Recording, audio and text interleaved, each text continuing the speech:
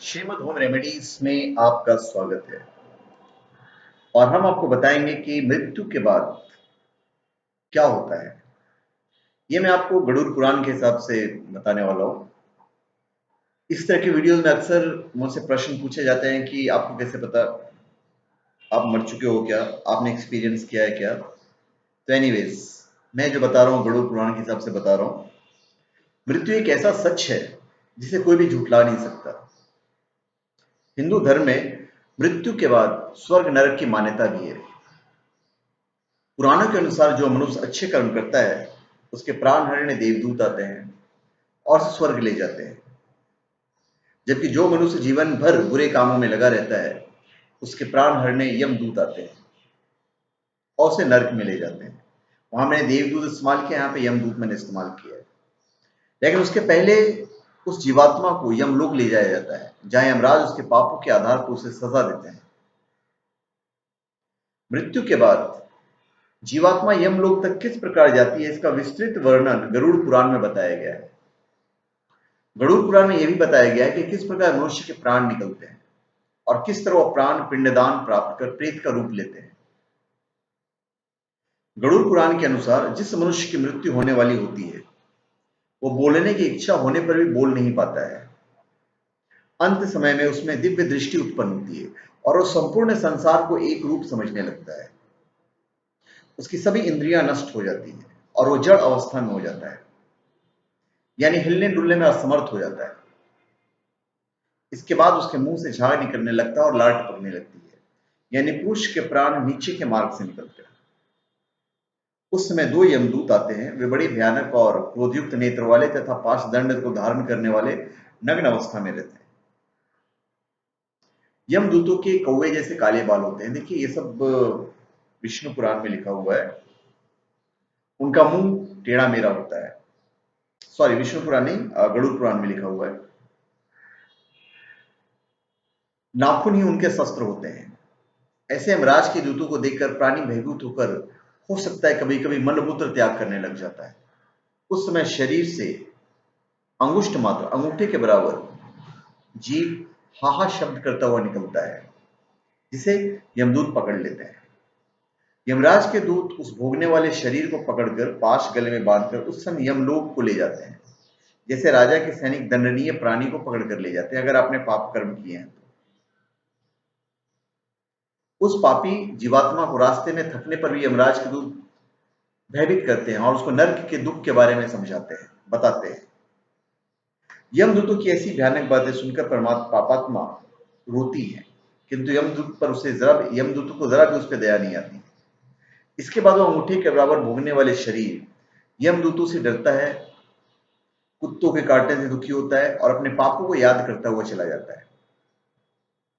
आग की तरह गर्म हवा तथा गर्म बालू पर वो जीव चल नहीं पाता है और भूख प्यास में व्याकुल होता है। जब यमदूत उसकी पीठ पर चाबुक मारते उसे लेके जाते हैं।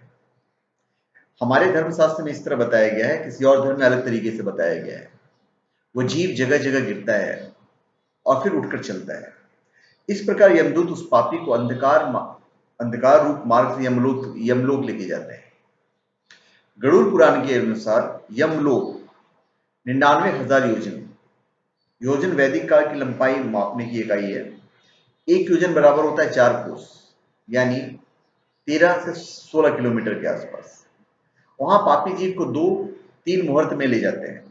इसके बाद यमदूत उसकी भयानक नरक यातना दिलाते हैं, जिससे वो जीवात्मा यम तथा यम की यातना देखकर कुछ देर में ही यमराज की आज्ञा से यमदूतों और आकाश मार्ग से पुनः अपने घर को आती है। घर में आकर वो जीवात्मा अपने शरीर में पुनः प्रवेश करने की इच्छा करती है, परंतु यमदूत के पास बंधन से मुक्त नहीं हो पाती है और भूख प्यास के कारण रोती है। पुत्र आदि जो पिंड और अंत समय में दान करते हैं, उससे भी प्राणी की तृप्ति नहीं होती है, क्योंकि पापी पुरुष को दान श्रद्धांजलि द्वारा तृप्ति नहीं मिलती है। इस प्रकार भूख प्यास से युक्त होकर वह जीव यमलोक को जाता है। इसके बाद पापात्मा के पुत्र यदि पिंडदान नहीं देते हैं तो प्रेत रूप हो जाती है और लंबे समय तक निर्जन वन में दुखी होकर घूमती रहती है। इतना समय बीतने के बाद भी कर्म को भोगना ही पड़ता है, क्योंकि प्राणी नरक की यातना भोगे बिना मनुष्य शरीर प्राप्त नहीं करता है। गरुड़ पुराण के अनुसार मृत्यु के बाद 10 दिन तक पिंडदान अवश्य करना चाहिए। उस पिंडदान के प्रतिदिन 4 भाग हो जाते हैं।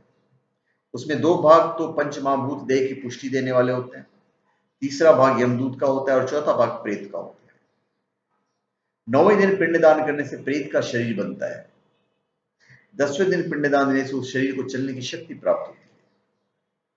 गरुड़ पुराण के अनुसार शव को जलाने के बाद पिंड से हाथ के बराबर का शरीर उत्पन्न होता है।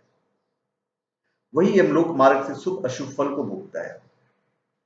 पहले दिन पिंड से मुर्दा मतलब सिर, दूसरे दिन से गर्दन और कंधे, तीसरे दिन से हृदय, चौथे दिन से पिंड से पीठ, 5वें दिन से नाभि, छठे और 7वें दिन से कमर और नीचे का भाग, 8वें दिन से पैर और 9वें और 10वें दिन से भूख प्यास आदि उत्पन्न होती है।